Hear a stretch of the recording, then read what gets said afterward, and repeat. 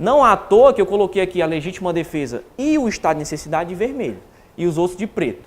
Legítima defesa e estado de necessidade são as duas únicas espécies de excludentes de ilicitude, por sinal chamadas de excludentes de ilicitude vermelhas pela doutrina, porque são as duas únicas que autorizam você a matar alguém, né? Desde que preenchido todos os requisitos. Legítima defesa, você vai usando moderadamente dos meios necessários para repelir uma injusta agressão de um perigo atual e iminente para proteger direito próprio ou alheio, né? Logicamente, a gente tem que estudar cada um separadamente, né? E preenchendo todos esses requisitos, você está sob o manto da legítima defesa. Estado de necessidade. Você, para se salvar de perigo atual e não iminente. Olha, já uma diferença. Ó, legítima defesa, eu posso agir mediante o perigo atual ou um perigo iminente. No estado de necessidade, para me salvar de perigo atual, o mundo está se acabando, está desabando, o navio está afundando. Perigo atual, né? Eu vou, para salvaguardar meu interesse ou alheio, eu vou destruir um bem de um terceiro, certo? O que é que tem? Estado de necessidade. É. Agora, por isso você tem que olhar o caso concreto. Ó. Só tinha as duas lá. Uma tinha que comer a outra para sobreviver, né? Beleza, estado de necessidade. Agora, estado de necessidade para quem foi comer. O outro, não, eu vou morrer de fome. Minha religião não permite canibalismo. Não quero nem saber, eu morro de fome. Aí você veio atrás de espetar ele e assar. Aí ele pega e se defende. Ó, você estava agindo em estado de necessidade, concorda? E ele agiu em legítima defesa, certo? Aí o cara disse, não, negativo, meu amigo. Se você não vai me comer, não. Eu vou lhe matar primeiro. Legítima defesa para um, estado de necessidade para o outro. Nesse exemplo, os dois estão se justificando, certo?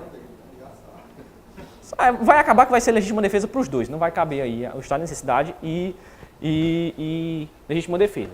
Mas vamos lá. Ilicitude, ó, o izinho de vermelho, por quê? Porque para que haja o fato típico, ilícito e culpável e a responsabilidade criminal, o fato tem que ser o quê? Ilícito, né? O fato tem que ser ilícito. O que é uma coisa ilícita? É uma coisa ilegal, né? O I é de ilegal. Ilegal. Ilegal e contrário. Se você faz algo que é legal, ou seja, mata alguém em legítima defesa, não tem responsabilidade criminal. Aquele seu fato tem que ser necessariamente ilícito. Se você age com base em quaisquer das excludentes de ilicitude, seu fato se torna o quê? Lícito. Sendo lícito, não tem responsabilização criminal. Legítima defesa e estado de necessidade, eles são os mais fáceis, assim, o exemplo, né? O barco afundou, só tem uma boia, e a boia só suporta uma pessoa, certo? Um vai matar o outro para ficar com o quê? Com a boia. O que afogar primeiro o outro, fica com a boia. Só tem duas pessoas e uma boia, e a boia só aguenta uma pessoa. Estado de necessidade, certo? Para se salvar de um perigo atual, que é o afogamento. O estrito cumprimento do dever legal, ele é ligado, intimamente ligado a agentes públicos. Normalmente, quem age em estrito cumprimento do dever legal é um agente público. Mas cuidado com a pergunta máxima, né? Só quem age em estrito cumprimento do dever legal é agente público? Não. A CESP já está cansada de perguntar isso. É possível que mesmo você, sem ser um agente público, haja em estrito cumprimento de um dever legal. Por exemplo, a Constituição, ela vai dizer... A segurança pública é dever de todos, não é? É. Mas ali é dever de todos. Aí os todos vai se dividir em Estado, agentes e particulares. Nesse caso aí, o Estado e os agentes vão agir em estrito cumprimento. E os particulares vão agir em exercício regular de um direito. Certo? Voltando aqui para o estrito cumprimento do dever legal. Cuidado com a máxima de prova que vai afirmar que só quem age em estrito cumprimento do dever legal são agentes públicos. Isso não é verdade, é a grande maioria. Mas a própria Constituição diz que os pais têm o dever de cuidar dos filhos na menoridade. E os filhos, depois de maiores, têm o dever de cuidar dos pais depois da senilidade, que é na maioridade de idoso, né? Passou de 60 anos, certo? Então, a Constituição está criando um dever legal e nem por isso você é um agente público. Se a mãe deixa de alimentar o filho, deixa ele morrer de fome, ela vai responder por maus tratos? Vai responder pelo homicídio dele, porque ela tinha o dever legal de cuidar daquela criança. Então, não necessariamente só age em estrito cumprimento de dever legal quem é agente público. Exercício regular de um direito, da mesma forma. Vamos dar um exemplo de estrito cumprimento de dever legal, que é o que mais acontece no dia a dia, né? Cumprimento de mandado de busca e apreensão. Você sabe, semana passada até participei de um, derrubei a minha primeira porta, foi legal. Muito massa derrubar a porta. Depois eu conto. Os agentes públicos, né, o oficial de justiça, mais propriamente, né, ele junto com as autoridades, junto com a PM, junto com a civil, o delegado, ao cumprir mandados de busca e apreensão, o certo é você chegar, né, o Código de Processo Civil é que vai trazer essa previsão aí. Como proceder para cumprir o mandado de prisão. Fato é, sem entrar no mérito, até porque processo civil não é a minha área. Você não pode chegar já derrubando, não. Já pulando o muro, não. Usando da força, não. Você vai bater, você vai chamar. Se ninguém atender, se ninguém vier, se ninguém der notícia, você vai pegar 2 testemunhas e aí sim você vai ter o direito de usar da força para entrar na casa da pessoa para cumprir o mandado, né? Então, ao derrubar a porta, primeiro, você já comete o crime de dano. Derrubou a porta.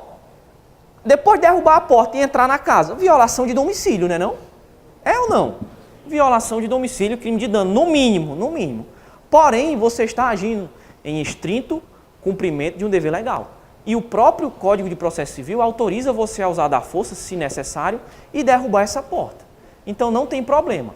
O fato teve uma conduta voluntária, dolosa, eu derrubei porque eu queria derrubar a porta porque ninguém atendeu. Meu chute foi o que derrubou a porta e existe previsão legal de dano, né? Destruir patrimônio alheio. Porém, eu não vou responder com base na excludente de ilicitude, que é o estrito cumprimento de dever legal. Exercício regular de direito, só para a gente ir para o intervalo, né? Exercício regular de direito ele não é atrelado a agentes públicos, mas excepcionalmente pode ser que agentes públicos também ajam em exercício regular de um direito. O maior exemplo de exercício regular de direito, e o cara tem que ser muito macho, é a prisão em flagrante, né, de um meliante por um particular. Quem não é agente público pode prender qualquer pessoa que se encontra em flagrante delito, certo? O Código de Processo Penal, no artigo 302, diz que as autoridades, os agentes públicos deverão, e os particulares, qualquer do povo, poderão prender quem quer que se encontre em flagrante delito. Então, se você é um policial, encontrar alguém em flagrante delito, e você, obviamente, tem como, né? Você deve prender o cara. Se você é um particular, você pode prender. Se você se garantir, meu amigo, você pode prender, não tem essa não.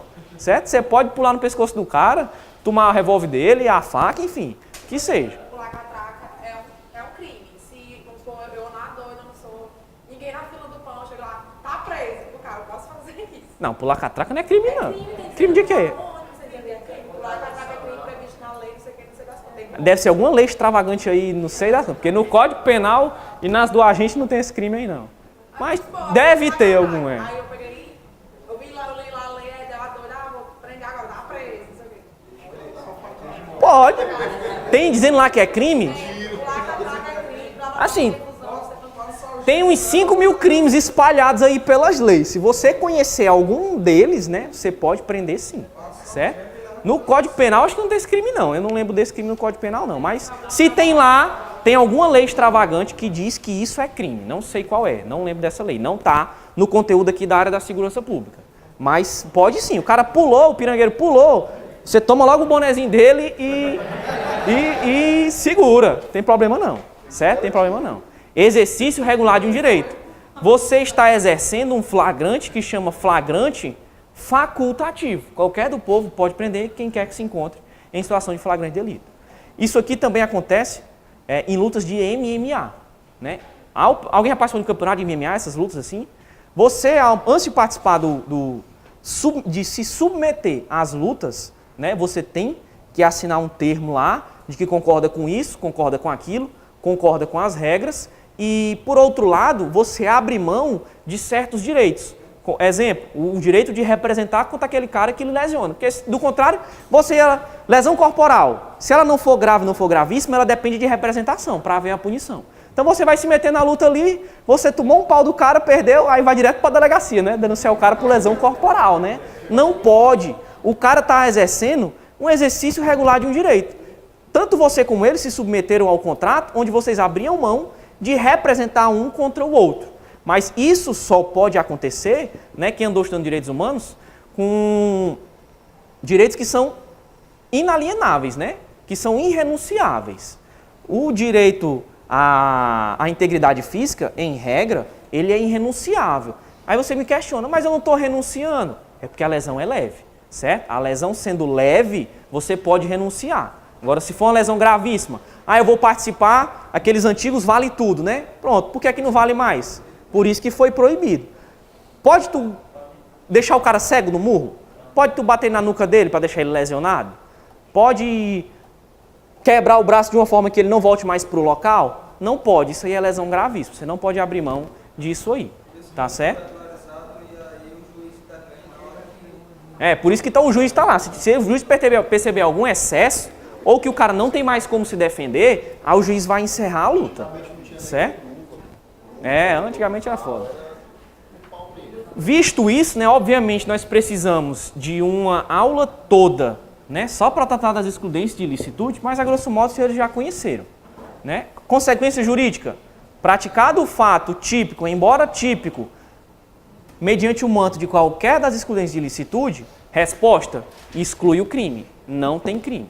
Fora isso, nós temos o último substrato do crime, que é a culpabilidade, por sua vez composta pela imputabilidade, pela potencial consciência da ilicitude e pela exigibilidade de conduta diversa. Tema que nós trataremos aí no segundo tempo, certo? Até o intervalo. Vamos tratar agora da culpabilidade. Já estudamos aqui fato típico e ilícito, né? Noções gerais, tanto do fato típico e dos seus elementos, quanto da ilicitude. Vamos falar agora da culpabilidade. Culpabilidade é o terceiro substrato do crime, ó. Terceiro. Consequência jurídica dela, diferente, consequência jurídica da exclusão da culpabilidade, é totalmente diferente da consequência jurídica da exclusão do fato típico e da exclusão da ilicitude. Vamos primeiro estudar quem compõe a culpabilidade. Culpabilidade é composta pela imputabilidade, pela potencial consciência da ilicitude e pela exigibilidade de conduta diversa. Quando eu falo em imputabilidade, eu estou falando da capacidade de receber pena. Capacidade de receber pena. Imputabilidade. Pena não. Certo?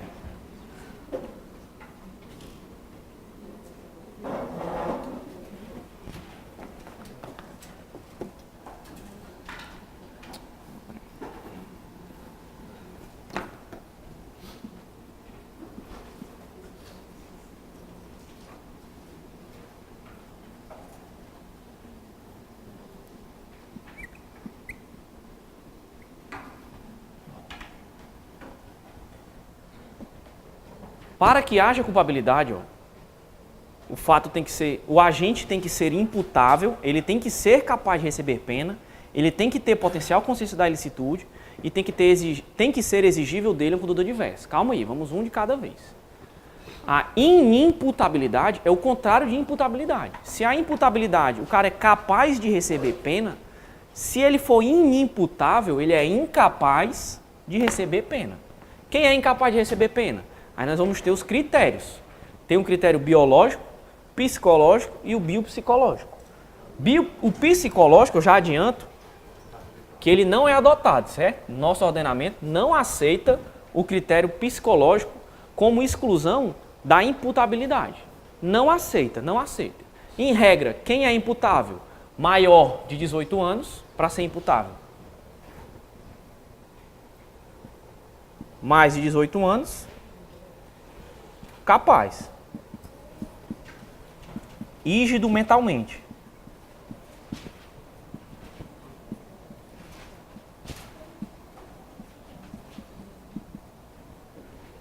Para ser imputável, você tem que ter mais de 18 anos e a capacidade penal não aceita a emancipação, contrário lá no direito civil. No direito civil, você se formou em curso superior, casou, economicamente já provém seu sustento, você já pode conseguir emancipação, mas essa emancipação é só para efeitos civis. Não existe emancipação penal sob hipótese nenhuma, sob título algum.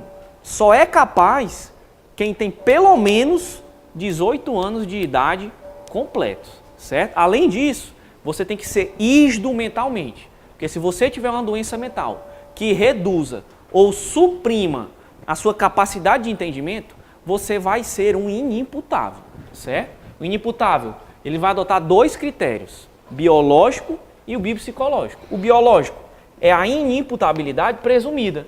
O cara é menor de 18 anos. Menor de 18 anos. O cara tem menos de 18 anos, ele é inimputável de forma absoluta, não precisa provar nada, salvo a idade dele, né? Salvo a idade dele. Não precisa entrar no mérito se ele tem capacidade ou não de entender o caráter ilícito do fato ou de se determinar de acordo com esse entendimento. Não precisa. O cara é presumidamente, de forma absoluta, inimputável. A gente sabe que os menores eles não cometem crime, né? Eles, no máximo, se ele for adolescente, ele comete aí um fato análogo a crime. Né? Criança, muito dificilmente, né? Mas adolescente mesmo. Criança é menor de 12 anos. Certo? Critério biológico. É um critério absoluto. Não aceita relativização. O psicológico não é aceito. O que seria esse critério psicológico? O cara, no momento da ação ou da omissão, ele é totalmente incapaz ou parcialmente incapaz de entender o caráter ilícito do fato com base em um problema psicológico. Exemplo, o cara é psicopata. O cara, ele não consegue viver sem matar alguém. Não consegue. Naquele momento, ele é o Dexter, né? Quem já assistiu o Dexter? Ele tem que matar. Aquilo é mais forte do que ele. Esse é um problema psicológico? É um problema psicológico, né? Só que nosso Código Penal não aceita isso aí como desculpa. Esse cara é sim capaz de receber pena, certo? Critério biopsicológico. O cara tem um problema psicológico, mas é uma doença. Uma doença que afeta o discernimento mental dele. Um psicopata, de certa forma, não deixa de ser uma doença, mas a doença afeta o discernimento mental dele. Ele mata ali, sabe que está matando, ele apenas não sente nada, ele apenas é frio. Mas o discernimento dele é perfeito, é tão bom, se não melhor, do que o nosso, certo? O cara não tem problema nenhum. No biopsicológico, ó, bio, a doença, né, que afeta o psicológico. O psicológico do cara fica abalado. Ele é totalmente incapaz de entender o caráter ilícito do fato. Ele mata ali alguém, mas o alguém para ele e um cachorro é a mesma coisa. Se você der, veneno para ele, ele toma, certo? Tem que ser esse nível de cara aí, para ele ser inimputável. O cara tem que ser totalmente, para ele ser inimputável, ele tem que ser 100%, ó.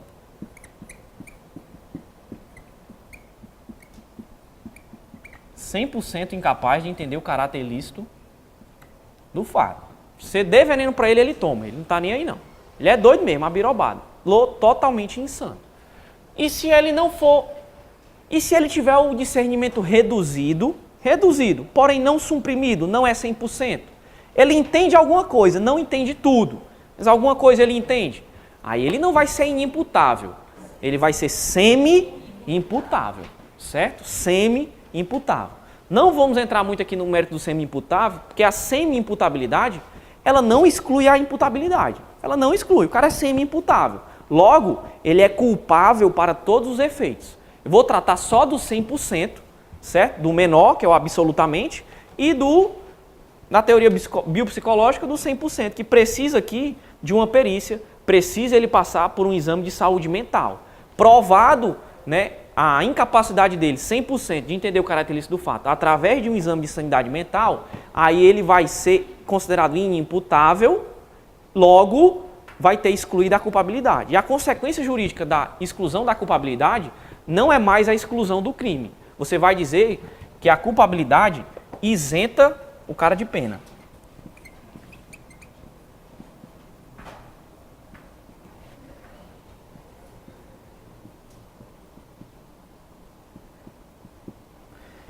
Isenta de pena. E não é a mesma coisa, não? Qual é a diferença do cara não responder pelo crime ou ser isento de pena do crime?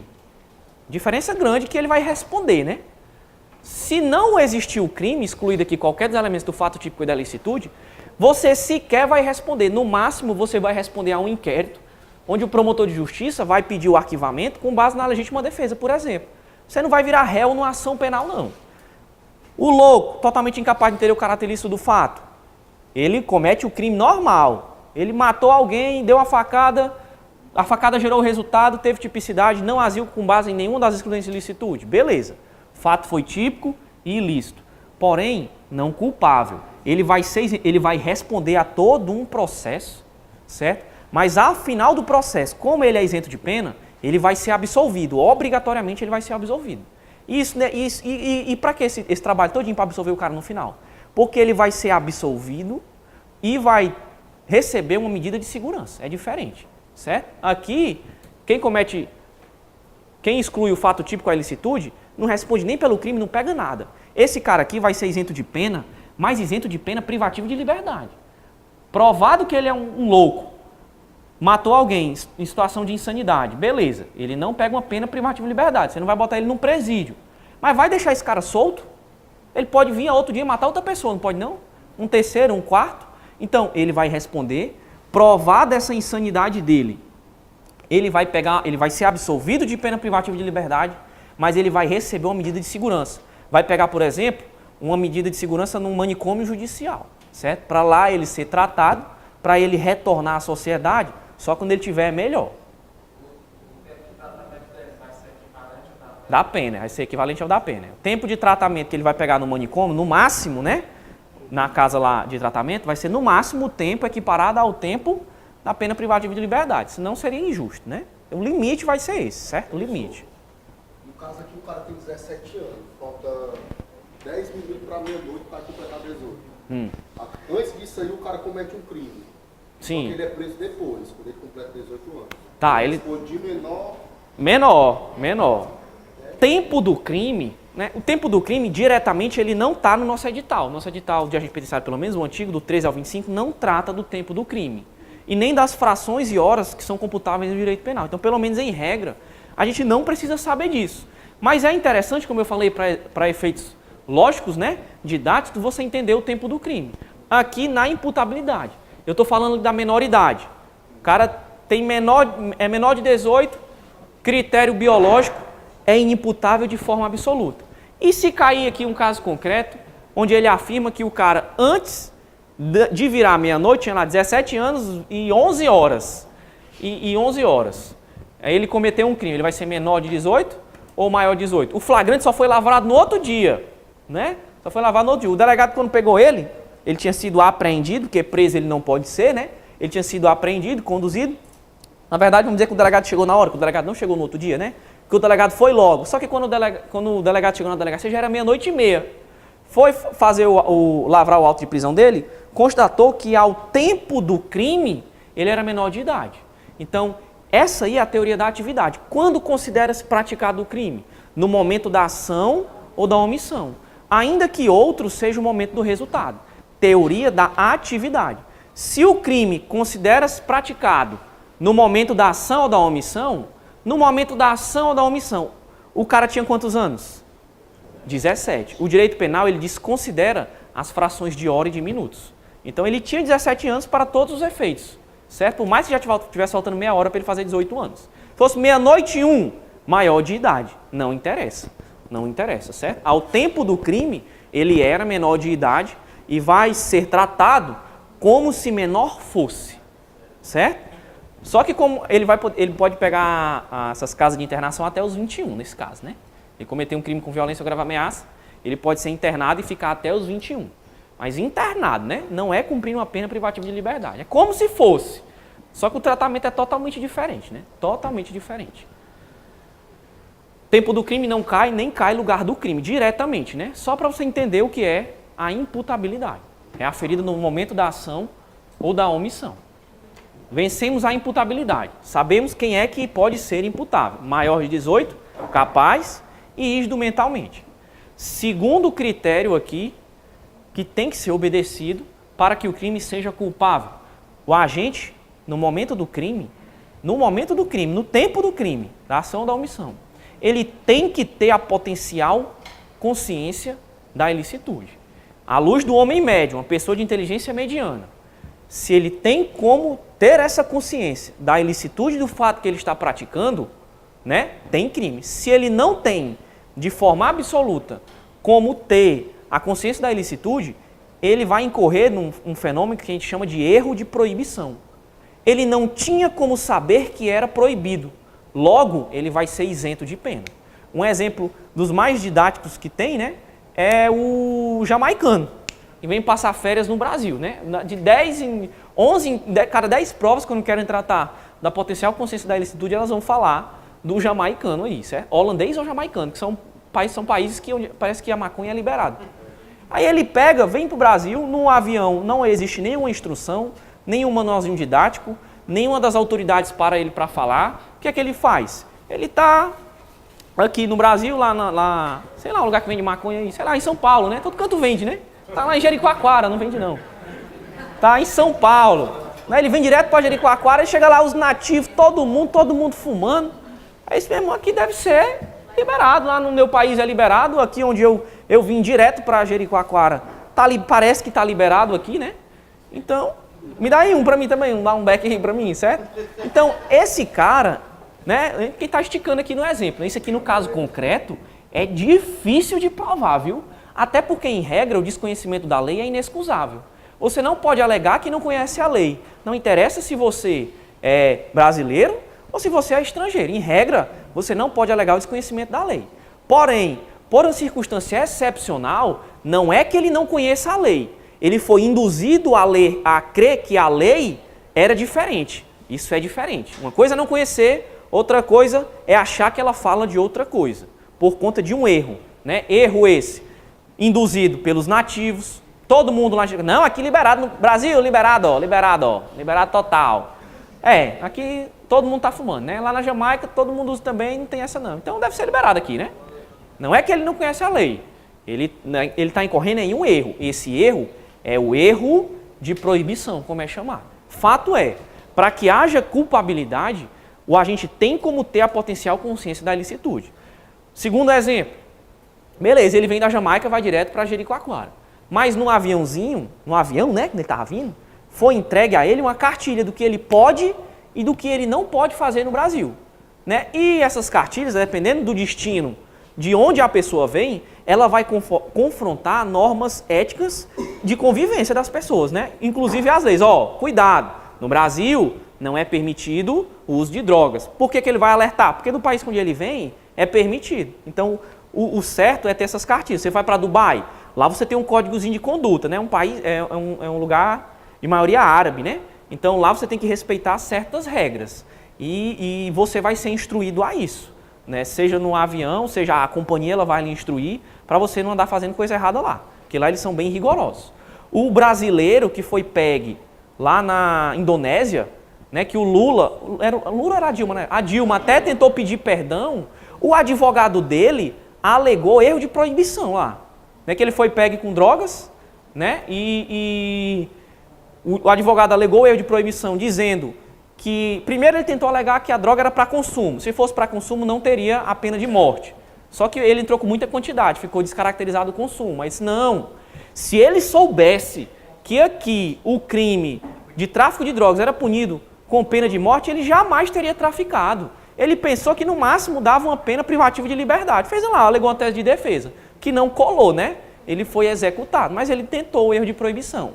O ordenamento lá admite o erro de proibição, sem dúvida nenhuma, o ordenamento lá admite. Porém, não ficou, foi caracterizado. Ele usou o argumento do erro de proibição para dar uma de mala, para conseguir se safar da pena. Só que a primeira coisa que você vê quando você desce no país, no aeroporto, é uma placa grande dizendo assim: o tráfico de drogas é punido com pena de morte. Todos os aeroportos têm, para evitar isso, né? O desconhecimento da lei. Então ele não tinha nem o que dizer. Teve que ser executado. Basicamente, a potencial consciência da ilicitude é isso. É você ter como saber que aquilo que você está fazendo é ilícito. Certo? É ilícito. Tendo a potencial consciência da ilicitude, aí temos o último desafio aqui a ser enfrentado para que o crime seja culpável. Tem que ser exigível de você uma conduta diversa. Porque se você tem dois caminhos a seguir e você segue o caminho do mal, você vai ser responsabilizado penalmente. Você tinha um outro caminho para seguir, você não vai ser responsabilizado. Contrário senso, se for inexigível de você, inexigível, uma conduta diversa, é porque você só tem um caminho a perseguir. Se você só tem um caminho a perseguir, não é justo eu punir você. Você vai concordar comigo e eu vou dar o exemplo. Inexigível. Se o fato for inexigível de você, uma conduta diversa, inexigível. Você só tem um caminho a perseguir, então eu não posso punir você. Exemplo. O que mais acontece? As teses de defesa que levantam isso aqui tratam de assalto a banco. Você é o gerente do banco, o único que sabe lá o segredo do cofre do banco. O que é que acontece? O gerente é sempre que chega mais cedo, né? Acontece muito o gerente ser rendido. Quando o gerente é rendido, a família já está em cativeiro, já tem outra parte da associação ou da organização criminosa, já mantém a família do gerente em casa, sobre custódia, e vai ameaçar ele. Ó, gerente, o negócio é o seguinte, se você não nos der a chave do cofre, ou digitar a senha do cofre, vai morrer todo mundo, certo? Vai morrer todo mundo. Você, como gerente do banco, à luz de uma pessoa normal, o homem médio, qualquer pessoa sensata, no caso concreto, abriria o cofre ou negaria? Abriria. Então, é exigível de você uma conduta diversa que não abriu o cofre? Sim ou não? Não é exigível, vocês vão concordar comigo, né? Existe, ó, um caminho e o outro caminho. Um que leva à abertura do cofre e o outro que é a resistência e você não abre o cofre. E você não abre o cofre. Os caminhos existem, mas não tem como eu exigir de você que você persiga outro caminho que não dá abertura do cofre. Você vai concordar comigo. Sua família está correndo risco de vida. Então, nesse caso, você abriu o cofre. Levaram tudo. Teve conduta, teve nexo, sua senha foi que abriu lá o cofre, teve resultado. Subtrair coisa alheia móvel é crime também. Você nem agiu em legítima defesa, nem estado de necessidade, nem estrito cumprimento de dever legal, que não tem nenhuma norma que mande você abrir o cofre, nem exercício regular de um direito. Porém, não era exigível de você uma conduta diversa. Porque se você agisse de forma diversa, poderia sua família ser morta. Certo? Então, à luz do homem médio, não seria exigível. Logo, sendo inexigível conduta diversa, não tem o quê? Culpabilidade. Não tendo culpabilidade, qual é a consequência jurídica? A isenção de pena. Só que ao... vou já falar. Tá ali, ó. A coação afeta o quê? Vou já falar da coação. Você foi coagido a abrir o cofre, certo? Você vai concordar comigo. E não tinha como você agir de maneira diferente. Não, aqui é de culpabilidade. Excludente de culpabilidade. Quaisquer dos três elementos aqui são excludentes do quê? Da culpabilidade. A colega perguntou, e a coação, professor, ela exclui o quê? Exclui a culpabilidade? Depende da coação.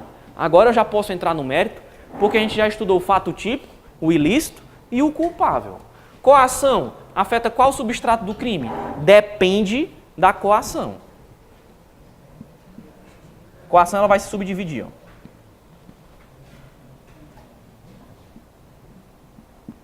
Em coação imediata e coação mediata. Ou coação material ou moral.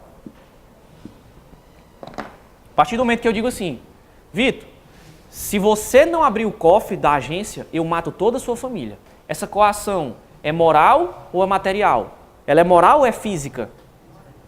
Moral, né?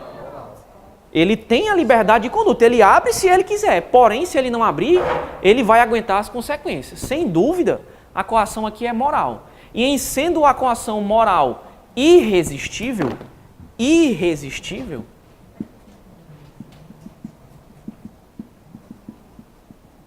o Vitor vai ser o quê? Isento de pena.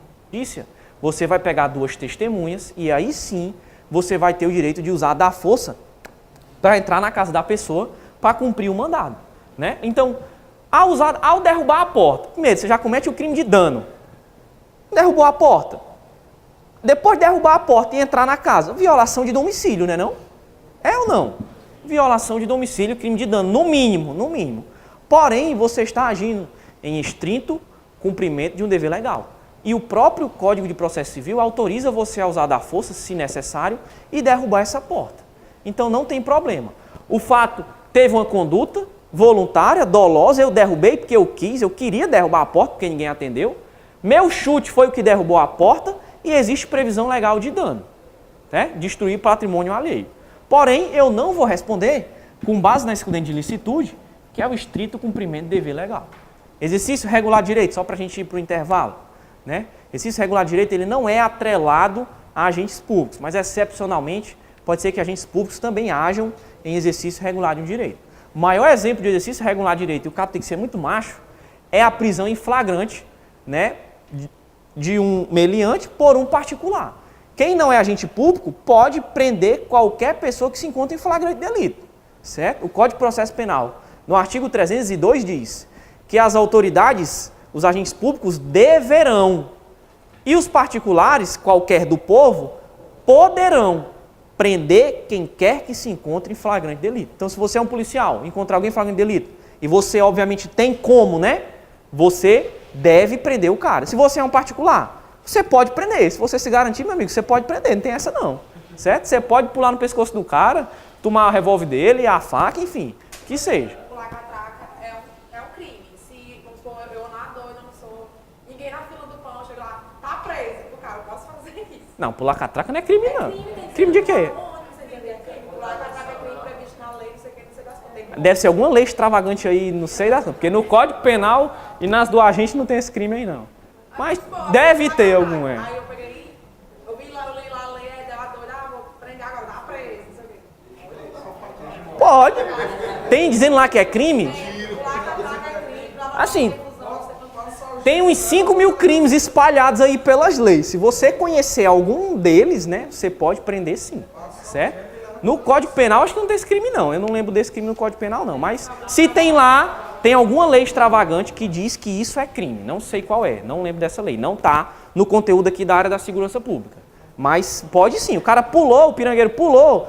Você toma logo o bonezinho dele e segura. Tem problema não, certo? Tem problema não. Exercício regular de um direito. Você está exercendo um flagrante que chama flagrante facultativo. Qualquer do povo pode prender quem quer que se encontre em situação de flagrante delito.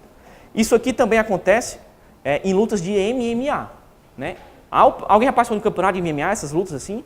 Você, antes de participar de se submeter às lutas, né, você tem que assinar um termo lá de que concorda com isso, concorda com aquilo, concorda com as regras e, por outro lado, você abre mão de certos direitos. Exemplo, o direito de representar contra aquele cara que lhe lesiona. Porque, do contrário, lesão corporal, se ela não for grave, não for gravíssima, ela depende de representação para haver a punição. Então você vai se meter na luta ali, você tomou um pau do cara, perdeu, aí vai direto para a delegacia, né? Denunciar o cara por lesão corporal, né? Não pode. O cara está exercendo um exercício regular de um direito. Tanto você como ele se submeteram ao contrato, onde vocês abriam mão de representar um contra o outro. Mas isso só pode acontecer, né, quem andou estudando direitos humanos, com direitos que são inalienáveis, né, que são irrenunciáveis. O direito à integridade física, em regra, ele é irrenunciável. Aí você me questiona, mas eu não estou renunciando. É porque a lesão é leve, certo? A lesão sendo leve, você pode renunciar. Agora, se for uma lesão gravíssima, eu vou participar, aqueles antigos vale tudo, né? Pronto, por que aqui não vale mais? Por isso que foi proibido. Pode tu deixar o cara cego no murro? Pode tu bater na nuca dele para deixar ele lesionado? Pode quebrar o braço de uma forma que ele não volte mais para o local? Não pode, isso aí é lesão gravíssima. Você não pode abrir mão disso aí, tá certo? Por isso que então, o juiz está lá. Se o juiz perceber algum excesso, ou que o cara não tem mais como se defender, aí o juiz vai encerrar a luta, certo? Antigamente era foda. Visto isso, né, obviamente nós precisamos de uma aula toda, né, só para tratar das excludentes de ilicitude, mas a grosso modo vocês já conheceram. Né? Consequência jurídica. Praticado o fato típico, embora típico, mediante o manto de qualquer das excludentes de ilicitude? Resposta: exclui o crime. Não tem crime. Fora isso, nós temos o último substrato do crime, que é a culpabilidade, por sua vez composta pela imputabilidade, pela potencial consciência da ilicitude e pela exigibilidade de conduta diversa. Tema que nós trataremos aí no segundo tempo, certo? Até o intervalo. Vamos tratar agora da culpabilidade. Já estudamos aqui fato típico e ilícito, né? Noções gerais, tanto do fato típico e dos seus elementos, quanto da ilicitude. Vamos falar agora da culpabilidade. Culpabilidade é o terceiro substrato do crime, ó. Terceiro. Consequência jurídica dela, diferente, consequência jurídica da exclusão da culpabilidade, é totalmente diferente da consequência jurídica. Não à toa que eu coloquei aqui a legítima defesa e o estado de necessidade de vermelho, e os outros de preto. Legítima defesa e estado de necessidade são as duas únicas espécies de excludentes de ilicitude, por sinal chamadas de excludentes de ilicitude vermelhas pela doutrina, porque são as duas únicas que autorizam você a matar alguém, né? Desde que preenchido todos os requisitos. Legítima defesa, você vai usando moderadamente dos meios necessários para repelir uma injusta agressão de um perigo atual e iminente para proteger direito próprio ou alheio, né? Logicamente, a gente tem que estudar cada um separadamente, né? E preenchendo todos esses requisitos, você está sob o manto da legítima defesa. Estado de necessidade.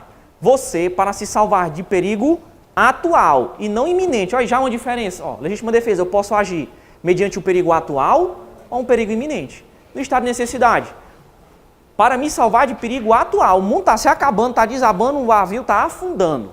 Perigo atual, né? Eu vou, para salvaguardar meu interesse ou alheio, eu vou destruir um bem de um terceiro, certo? O que é que tem? Estado de necessidade. É. Agora, por isso você tem que olhar o caso concreto. Ó. Só tinha as duas lá. Uma tinha que comer a outra para sobreviver, né? Beleza, estado de necessidade. Agora, estado de necessidade para quem foi comer. O outro, não, eu vou morrer de fome. Minha religião não permite canibalismo. Não quero nem saber, eu morro de fome. Aí você veio atrás de espetar ele e assar. Aí ele pega e se defende. Ó, você estava agindo em estado de necessidade, concorda? E ele agiu em legítima defesa, certo? Aí o cara diz, não, negativo, meu amigo. Se você não vai me comer, não. Eu vou lhe matar primeiro. Legítima defesa para um, estado de necessidade para o outro. Nesse exemplo, os dois estão se justificando, certo?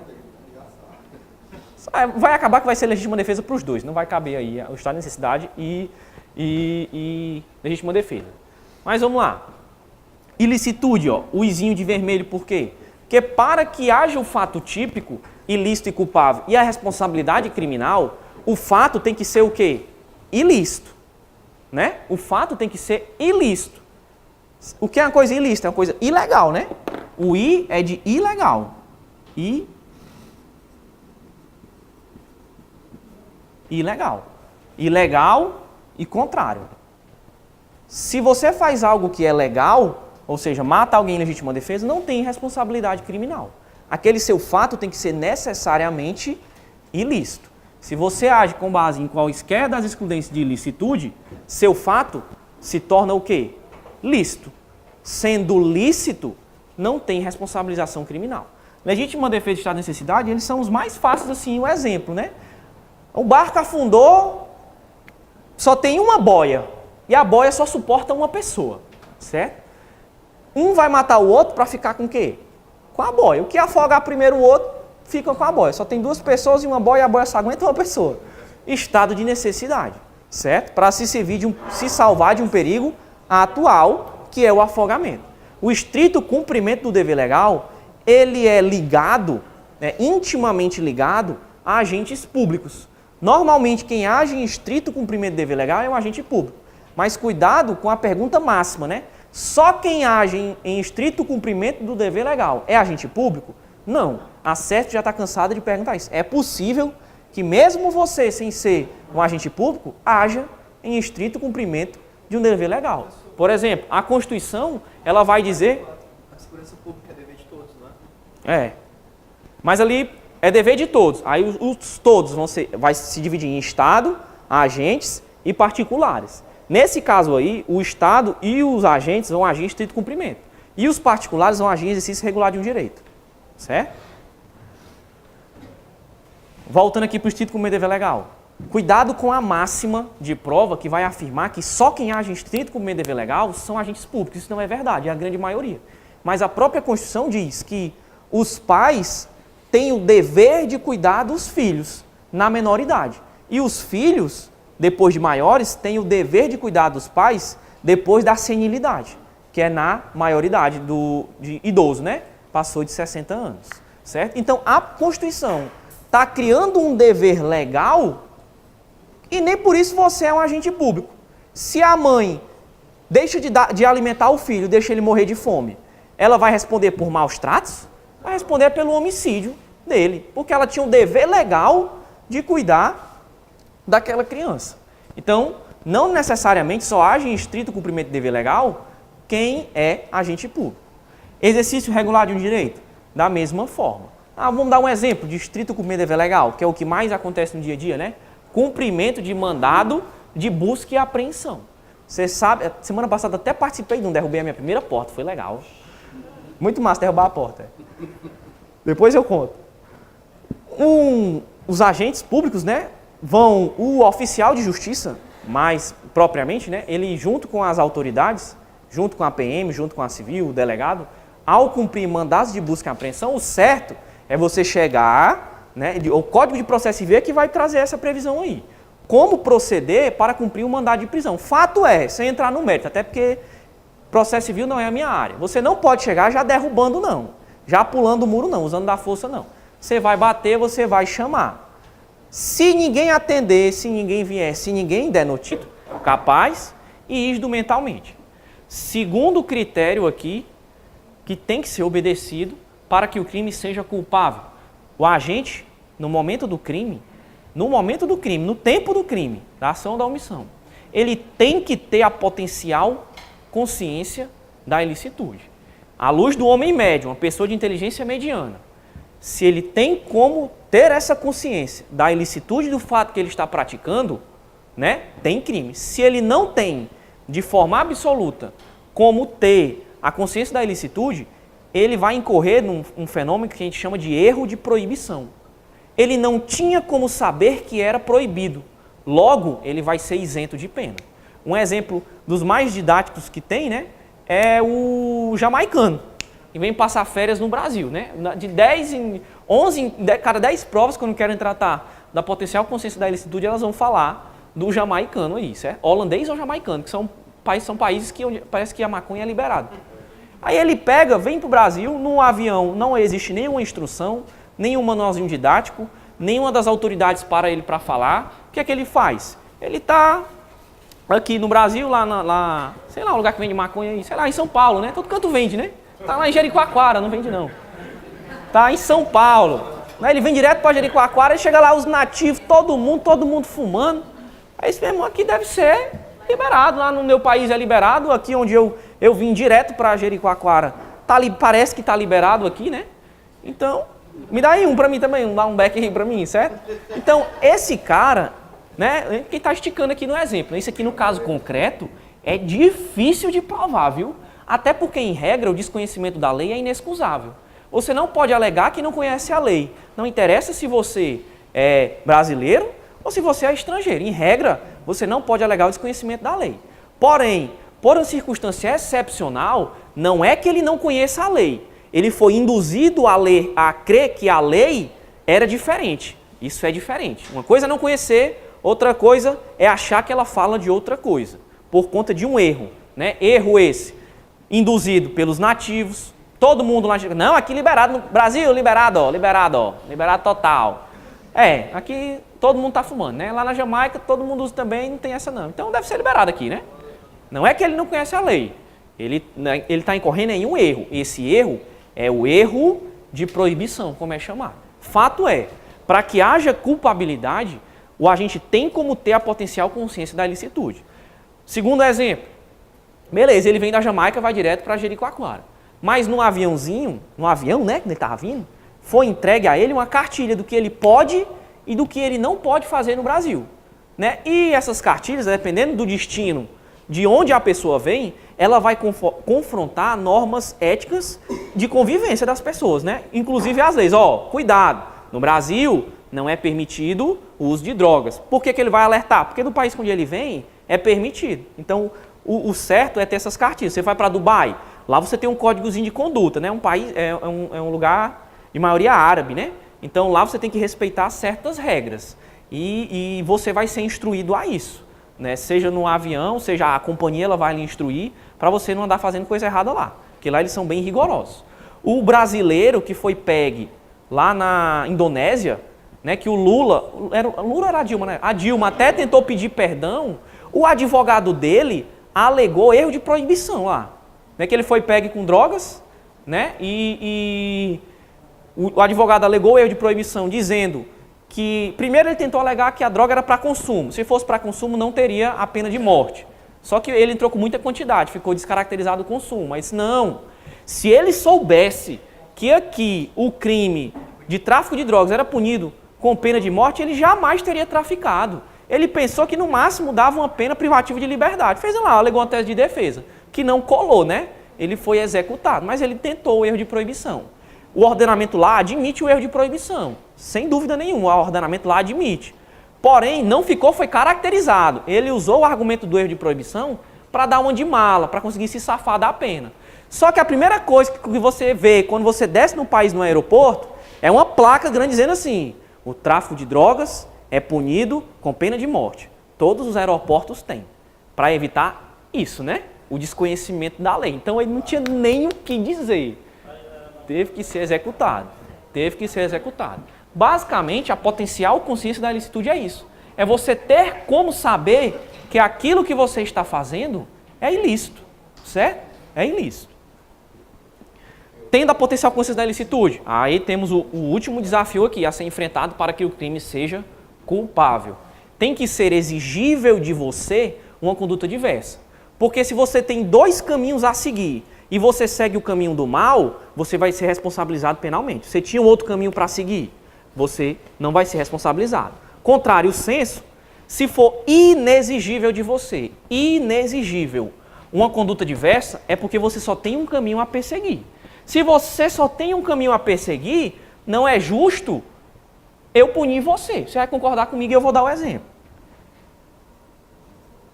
Inexigível. Se o fato for inexigível de você, uma conduta diversa, inexigível. Você só tem um caminho a perseguir, então eu não posso punir você. Exemplo.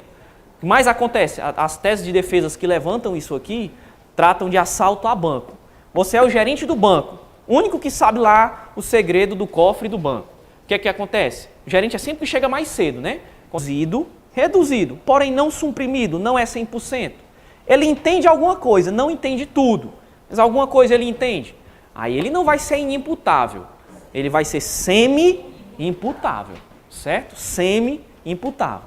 Não vamos entrar muito aqui no mérito do semi-imputável, porque a semi-imputabilidade, ela não exclui a imputabilidade. Ela não exclui. O cara é semi-imputável. Logo, ele é culpável para todos os efeitos. Eu vou tratar só do 100%, certo? Do menor, que é o absolutamente, e na teoria biopsicológica, do 100%, que precisa aqui de uma perícia, precisa ele passar por um exame de saúde mental.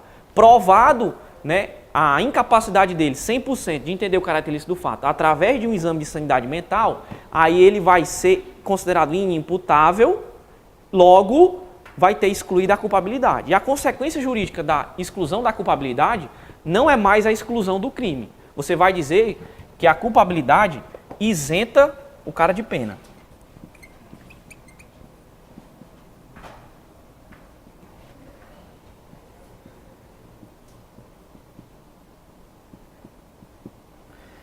Isenta de pena. E não é a mesma coisa não? Qual é a diferença do cara não responder pelo crime ou ser isento de pena do crime?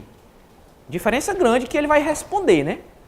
Se não existir o crime, excluído aqui qualquer dos elementos do fato típico e da ilicitude, você sequer vai responder. No máximo, você vai responder a um inquérito, onde o promotor de justiça vai pedir o arquivamento com base na legítima defesa, por exemplo. Você não vai virar réu numa ação penal, não. O louco, totalmente incapaz de entender o caráter ilícito do fato. Ele comete o crime normal. Ele matou alguém, deu uma facada, a facada gerou o resultado, teve tipicidade, não agiu com base em nenhuma das excludentes de ilicitude. Beleza. O fato foi típico e ilícito. Porém, não culpável. Ele vai responder a todo um processo, certo? Mas ao final do processo, como ele é isento de pena, ele vai ser absolvido. Obrigatoriamente ele vai ser absolvido. E para que esse trabalho todinho para absolver o cara no final? Porque ele vai ser absolvido e vai receber uma medida de segurança. É diferente, certo? Aqui, quem exclui o fato típico à ilicitude, não responde nem pelo crime, não pega nada. Esse cara aqui vai ser isento de pena, mas isento de pena privativa de liberdade. Provado que ele é um louco, matou alguém em situação de insanidade, beleza, ele não pega uma pena privativa de liberdade, você não vai botar ele num presídio. Mas vai deixar esse cara solto? Ele pode vir outro dia matar outra pessoa, não pode não? Um terceiro, um quarto?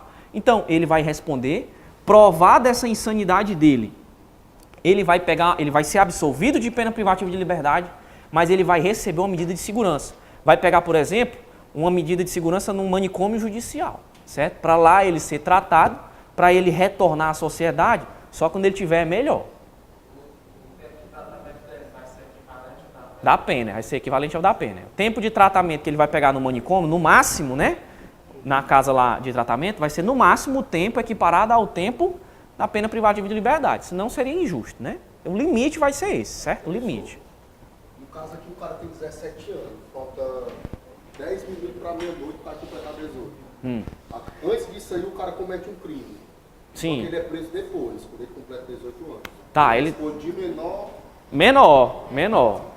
Tempo do crime, né? O tempo do crime, diretamente, ele não está no nosso edital. Nosso edital de agente penitenciário, pelo menos o antigo, do 13 ao 25, não trata do tempo do crime. E nem das frações e horas que são computáveis no direito penal. Então, pelo menos em regra, a gente não precisa saber disso. Mas é interessante, como eu falei, para efeitos lógicos, né, didáticos, você entender o tempo do crime. Aqui na imputabilidade. Eu estou falando da menoridade. O cara é menor de 18, critério biológico, é inimputável de forma absoluta. E se cair aqui um caso concreto, onde ele afirma que o cara, antes de virar meia-noite, tinha lá 17 anos e 11 horas. E 11 horas. Aí ele cometeu um crime, ele vai ser menor de 18 ou maior de 18? O flagrante só foi lavrado no outro dia, né? Só foi lavrado no outro dia. O delegado, quando pegou ele tinha sido apreendido, porque preso ele não pode ser, né? Ele tinha sido apreendido, conduzido. Na verdade, vamos dizer que o delegado chegou na hora, que o delegado não chegou no outro dia, né? Que o delegado foi logo. Só que quando o delegado chegou na delegacia, já era meia-noite e meia. Foi fazer lavrar o auto de prisão dele, constatou que ao tempo do crime, ele era menor de idade. Então, essa aí é a teoria da atividade. Quando considera-se praticado o crime? No momento da ação ou da omissão. Ainda que outro seja o momento do resultado. Teoria da atividade. Se o crime considera-se praticado no momento da ação ou da omissão, no momento da ação ou da omissão, o cara tinha quantos anos? 17. O direito penal, ele desconsidera as frações de hora e de minutos. Então, ele tinha 17 anos para todos os efeitos, certo? Por mais que já estivesse faltando meia hora para ele fazer 18 anos. Se fosse meia-noite e 1, maior de idade. Não interessa. Não interessa, certo? Ao tempo do crime, ele era menor de idade e vai ser tratado como se menor fosse, certo? Só que como ele pode pegar essas casas de internação até os 21, nesse caso, né? Ele cometeu um crime com violência ou grave ameaça, ele pode ser internado e ficar até os 21. Mas internado, né? Não é cumprir uma pena privativa de liberdade. É como se fosse. Só que o tratamento é totalmente diferente, né? Totalmente diferente. Tempo do crime não cai, nem cai lugar do crime, diretamente, né? Só para você entender o que é a imputabilidade. É aferida no momento da ação ou da omissão. Vencemos a imputabilidade. Sabemos quem é que pode ser imputável. Maior de 18, da exclusão do fato típico e da exclusão da ilicitude. Vamos primeiro estudar quem compõe a culpabilidade. Culpabilidade é composta pela imputabilidade, pela potencial consciência da ilicitude e pela exigibilidade de conduta diversa. Quando eu falo em imputabilidade, eu estou falando da capacidade de receber pena. Capacidade de receber pena. Imputabilidade. Pena, não. Certo?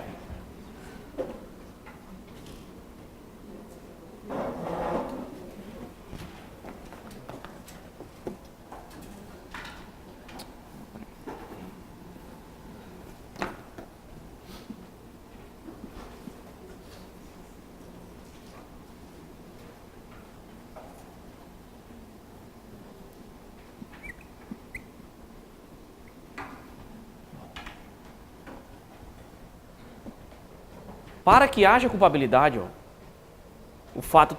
o agente tem que ser imputável, ele tem que ser capaz de receber pena, ele tem que ter potencial consciência da ilicitude e tem que ser exigível dele um conduta diversa. Calma aí, vamos um de cada vez. A inimputabilidade é o contrário de imputabilidade. Se a imputabilidade, o cara é capaz de receber pena, se ele for inimputável, ele é incapaz de receber pena. Quem é incapaz de receber pena? Aí nós vamos ter os critérios. Tem um critério biológico, psicológico e o biopsicológico. O psicológico, eu já adianto, que ele não é adotado, certo? Nosso ordenamento não aceita o critério psicológico como exclusão da imputabilidade. Não aceita, não aceita. Em regra, quem é imputável? Maior de 18 anos para ser imputável. Mais de 18 anos, capaz. Rígido mentalmente.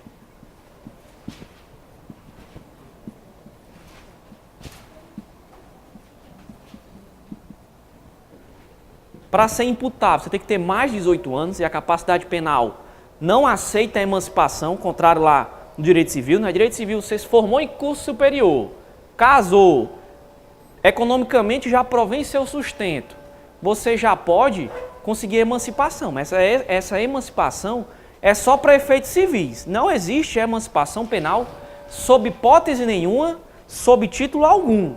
Só é capaz quem tem pelo menos 18 anos de idade completos, certo? Além disso, você tem que ser rígido mentalmente. Porque se você tiver uma doença mental que reduza ou suprima a sua capacidade de entendimento, você vai ser um inimputável, certo? O inimputável, ele vai adotar dois critérios, biológico e o biopsicológico. O biológico é a inimputabilidade presumida. O cara é menor de 18 anos. Menor de 18 anos. O cara tem menos de 18 anos, ele é inimputável de forma absoluta, não precisa provar nada, salvo a idade dele, né? Salvo a idade dele. Não precisa entrar no mérito se ele tem capacidade ou não de entender o caráter ilícito do fato ou de se determinar de acordo com esse entendimento. Não precisa. O cara é presumidamente, de forma absoluta, inimputável. A gente sabe que os menores eles não cometem crime, né? Eles, no máximo, se ele for adolescente, ele comete aí um fato análogo a crime. Né? Criança muito dificilmente, né? Mas adolescente mesmo. Criança é menor de 12 anos. Certo? Critério biológico. É um critério, ó, absoluto. Não aceita relativização. O psicológico não é aceito. O que seria esse critério psicológico? O cara, no momento da ação ou da omissão, ele é totalmente incapaz ou parcialmente incapaz de entender o caráter ilícito do fato com base em um problema psicológico. Exemplo, o cara é psicopata. O cara, ele não consegue viver sem matar alguém. Não consegue. Naquele momento, ele é o Dexter, né? Quem já assistiu o Dexter? Ele tem que matar. Aquilo é mais forte do que ele. Esse é um problema psicológico? É um problema psicológico, né? Só que nosso Código Penal não aceita isso aí como desculpa. Esse cara é sim capaz de receber pena, certo? Critério biopsicológico. O cara tem um problema psicológico, mas é uma doença. Uma doença que afeta o discernimento mental dele. Um psicopata, de certa forma, não deixa de ser uma doença, mas a doença afeta o discernimento mental dele. Ele mata ali, sabe que está matando, ele apenas não sente nada, ele apenas é frio. Mas o discernimento dele é perfeito, é tão bom, se não melhor, do que o nosso, certo? O cara não tem problema nenhum.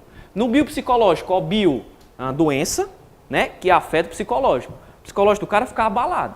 Ele é totalmente incapaz de entender o caráter ilícito do fato. Ele mata ali alguém, mas o alguém para ele e um cachorro é a mesma coisa. Se você der, veneno para ele, ele toma. Certo? Tem que ser esse nível de cara aí, para ele ser inimputável. O cara tem que ser totalmente, para ele ser inimputável, ele tem que ser 100%. Ó.